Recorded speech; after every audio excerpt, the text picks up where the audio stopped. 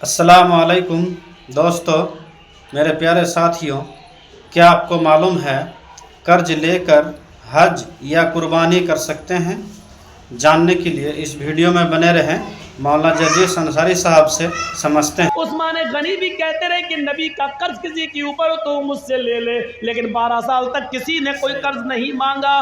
गौर करो कि कर्ज का मामला कितना भयानक होता है, क्योंकि कर्जदार आदमी की रूह लटकती रहती है ज़मीन व आसमान के बीच में। मेरे प्यारे साथियों, जब तक उसका कर्जा अदा न कर दिया जाए, मेरे भाइयों, ये मामला बड़ा अजीब व गरीब रहता है। आइए इस मामले को समझने की कोशिश कीजिए। हुकूकुल्लाह, अल्लाह माफ़ कर सकता अपना हक, लेकिन बंदे का हक माफ़ नहीं करेगा। अगर किसी ने किसी से कर्ज लिया है तो पहली फुर्सत में कर्ज अदा कर दे, पहली फुर्सत में कर्ज अदा कर दे, क्योंकि नमाजें बेकार हो जाती हैं, रोज़े बेकार हो जाते हैं, हज बेकार हो जाता है। हज इसीलिए फरमाया कि कर्जा लेकर हज जैसी इबादत भी आप करने नहीं जा सकते।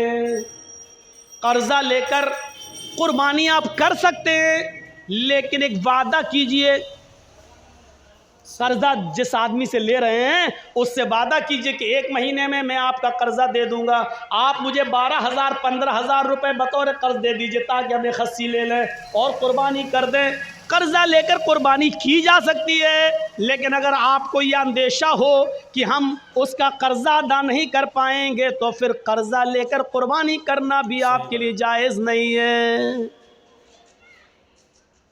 अगर आपको यकीन है कि कर्जा हम दे सकते हैं तो 1 महीना 2 महीने की इजाज़त लेकर कर्जा ले सकते हैं, लेकिन कर्जा लेकर हज करने नहीं जा सकते, क्योंकि कर्जदार पर हज है ही नहीं। कर्जदार पर हज नहीं, हज तो उस पर फर्ज है जो साहिब में इस्तिताअत हो। मन इस्तता इलैहि सबीला, जो इनिस्तता इलैहि सबीला, अगर तुम वहां तक जाने की ताकत रखते हो तो हज करो, तो हज करो। अगर वहां तक जाने की ताकत नहीं है, इस्तिताअत नहीं है, तो आप हज ना करें।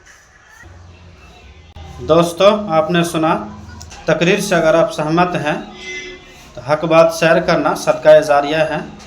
इस वीडियो को ज़्यादा से ज़्यादा शेयर करें।